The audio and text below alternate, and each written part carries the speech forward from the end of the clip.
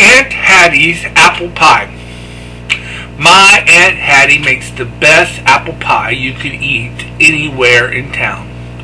When we had family reunions, everybody would come to Aunt Hattie's house, and we would have her famous apple pie.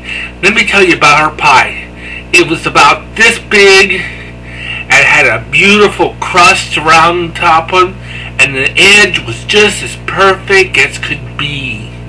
And all my other aunts would say to Aunt Hattie, "How do you make this pie so perfect?" And she said, "Honey, that's my secret, and I'm not going to tell you." Well, my other aunts, and I know you women out there don't do this, but they went around and they looked in her drawers, in her kitchen drawers, they looked in her bathroom drawers, and they looked in her drawers, searching for the recipe to Aunt Hattie's apple pie. Now, I had a couple of cousins known as the Snot Cousins. They got their names because they were, and they had green arms and green hair, and they would always find the apple pie and break off the edge and eat the crust of the edge all the way around the pie.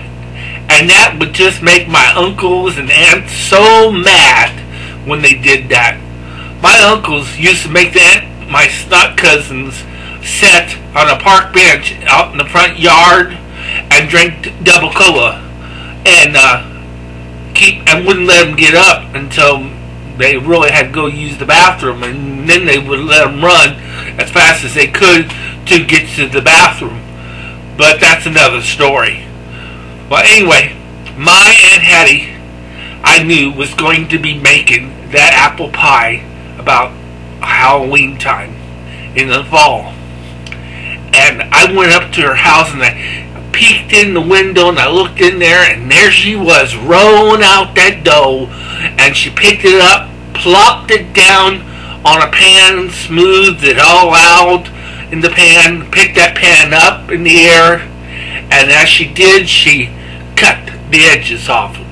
Down, plop, plop, plop, plop, plop, plop. And then she put that pan down, and then she picked up a big orange bowl. You know, those ones that came from Mexico that had radiation in it that you're not supposed to use.